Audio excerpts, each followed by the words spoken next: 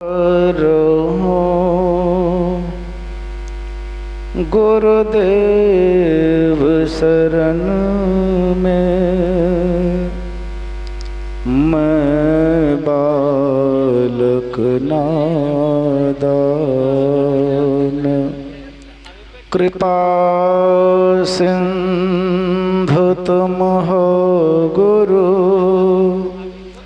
दूर करो अज्ञान। संत सरल चित जगत हित,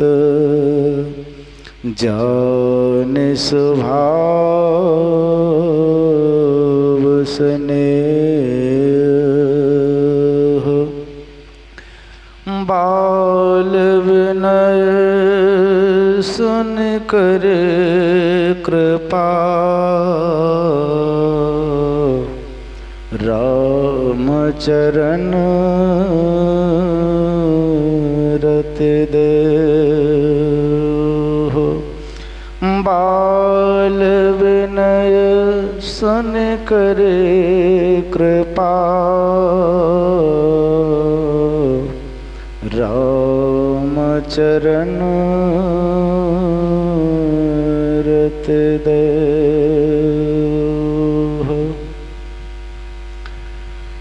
सृष्टि के कण कण में सर्वत्र विराजमान सतत स्मरणीय परमाराध्य श्री सद्गुरु महाराज के श्री चरण कमलों में साष्टांग सादर सा समर्पित सनिवास विराजित परम पूज्य महर्षि योगानंद परमहंस जी महाराज के श्री चरणों में सदकोटि सह नमन।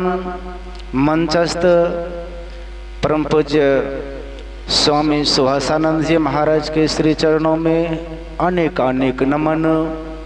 मुद मंगलमय संत समाज धर्म क्षेत्र में उपस्थित सत्संग प्रेमी महानुभावों, माताओं एवं भक्तिमती बहनों, सबसे पहले मैं महात्माओं से निवेदन करना चाहूँगा, यहाँ ही नहीं जहाँ भी जाइए यदि स्तुति प्रारंभ हो जाए आप मंच पर आए, लेकिन गुरु महाराज तक प्रणाम करने नहीं आवे, आकर के बगल से मंच पे बैठ जाए।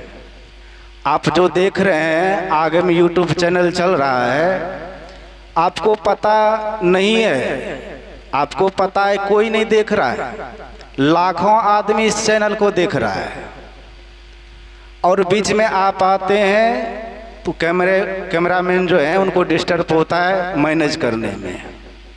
इसलिए जहाँ भी जाइए स्तुति से पहले आइए तो प्रणाम कीजिए, बैठ जाइए, और बाद में जो भी आइएगा वे साइड से मंच पे चढ़ के बैठ जाएं। यही मेरा निवेदन होगा, क्योंकि लोग कल से ही परेशान हैं इस बात से। अभी हम आप धर्म ग्रंथ श्री रामचरितमानस से पाठ श्रवण कर रहे थे, ब्रह्मवादियों के विचारों को सुन रहे थे। कौन कौन किनका किनका विचार सुने? शिव अज सुख सनकादिक नारद, जे मुनि ब्रह्म विचार विशारद। सबों का क्या मत आया? सबों का एक ही उत्तर आया, कर ये राम पद पंकज नेहा। सबों का एक ही उत्तर आया कि राम के चरणों में प्रेम करना चाहिए। अब सब कोई पूजा पाठ करते हैं, मंदिर जाते हैं, भगवान के पास खड़े होकर मांगते हैं। क्या मांगते हैं? जो विनाश होने वाला चीज है उसी को मांगते हैं। विनाश होने वाला क्या चीज है?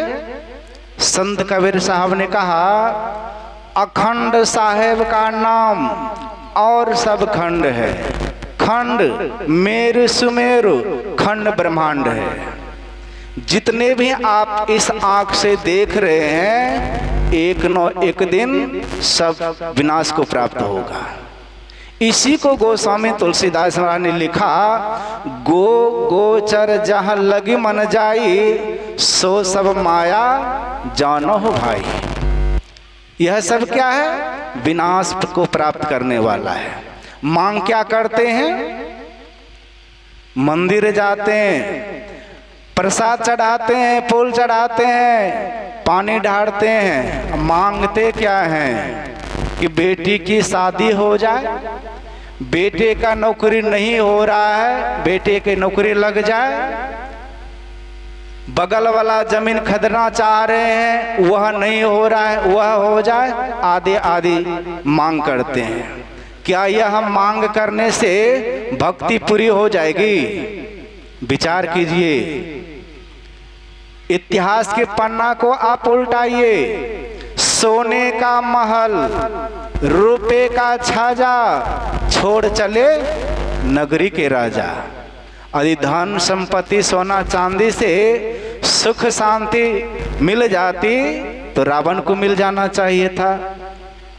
हम आपको थोड़ा सा सोना होगा, उसको कहाँ कहाँ छुपा कर रखेंगे। यहाँ कह रहे हैं सोने का महल, पूरी लंका सोने का है।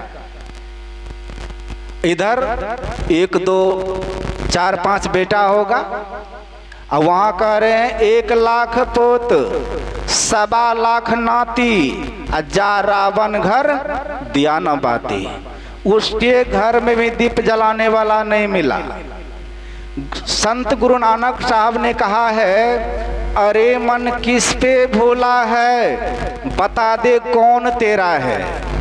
तेरे माँ बाप और भाई सभी स्वार्थ के हैं साथी, तेरे क्या साथ जाएगा जिसे तू कहता मेरा है। जिन्हों घर झूमते हाथी, पहले राजा महाराजा के पास हाथी घोड़ा आदि आदि की सवारी हुआ करता था। इसलिए कह रहे हैं कि जिन्हों घर झूमते हाथी, उन्हीं के लाख थे साथी, पता उनका नहीं पाया, बता कि जा में डेरा है। सुबह से शाम, शाम से लेकर सुबह, एरी चोटी का पसीना एक कर देते हैं धन संपत्ति को जमा करने में।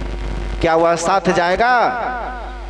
परी रहे महल महलायत, धड़ी रहे लाख की दौलत, यह बिस्तर खाक में होंगे, सदा जंगल में डेरा है। गुरु नानक यहाँ ज्ञानी, जिन्होंने गौर कर देखा, जगत धोखे की टट्टी है, नो मेरा है नो तेरा है। यह किसी का नहीं हुआ है। इसलिए अभी पाठ में श्रवण किए हैं, बहुत सारे अनोखी बातों को श्रवण किए हैं। आकाश में बहुत तरह का फूल खिल जाए, कोई देखे हैं? बता सकते हैं? गोस्वामी तुलसीदास महाराज कह रहे हैं, मान लो आज वैज्ञानिक का जमाना है, यह सब काम हो जाए, बांझ का बेटा किसी को मार डाले, जिस माई को संतान नहीं होती वे बांझ कहलाती है। यहाँ करे बांझ का बेटा किसी को मार डाले, यह भी कहते हैं हो जाए। खरे को सिंग नहीं होता, कछुए की पीठ पर बाल नहीं जमता, कहते हैं खरे को सिंग भी हो जाए, कछुए की पीठ पर बाल भी जम जाए। यहाँ तक कह दिए कि बारी मथे घृत होय बरु, बगल में ही गंगा जी है। यदि पानी को मथने से घी हो जाता तो बेकार इतना सब खेती आदि आदि काम में समय लगाते। गंगा जी से पानी लाते, उसको मथते, बाजार में घी बना बना करके बेचते, सबों की गरीबी चली जाती। सिकताते बरु तेल, बालू भी बहुत है इधर, बालू को पेरने से तेल निकल आवे। यह सब अनहोनी चीज है, फिर भी कहते मान लो ऐसा हो जाए। यह कोई कह दे बिना हरि भजन किए हुए शाश्वत सुख मिल जाए, मोक्ष की प्राप्ति हो जाए, सारे दुखों से हम छूट जाए, यह होने वाला नहीं है, हुआ नहीं, होता नहीं, होनहारा है नहीं, ना कभी हुआ है, ना हो रहा है और भविष्य में भी होने वाला नहीं है। चाहे आज आप भक्ति संतों से युक्ति जान करके कीजिए, या 10 साल के बाद कीजिए, या 10 जन्म के बाद कीजिए, करना ही पड़ेगा, छुट्टी नहीं मिलेगी। इसलिए कह रहे हैं भक्ति कीजिए, जान करके कीजिए। हम लोग कैसा भक्ति कर रहे हैं? संत कबीर साहब कहते हैं, ऐसी दीवानी दुनिया भक्ति भाव नहीं बूझे जी, कोई आवे तो बेटा मांगे यही गुसाई दीजिए जी, कोई करावे ब्याह सगाई सुनत गुसाई रिझे जी, कोई आवे दुख का मारा हम पे कृपा कीजिए जी।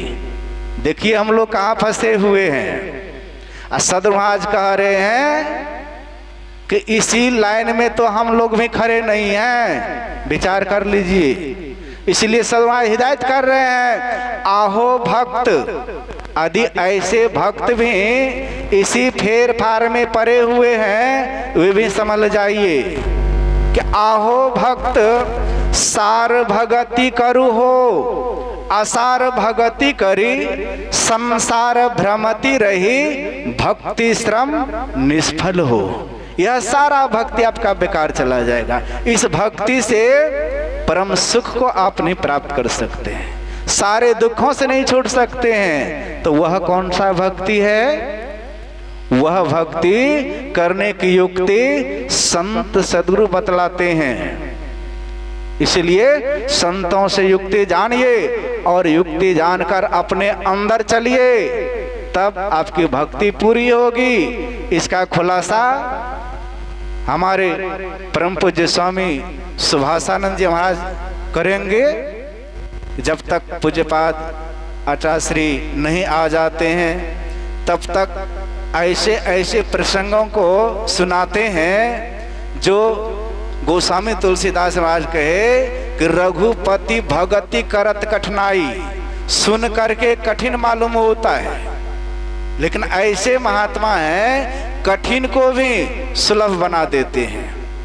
और भक्ति पथ पर चलने के लिए वे भी व्यक्ति अग्रसर हो जाते हैं जो इस मार्ग को कठिन समझ रहे थे।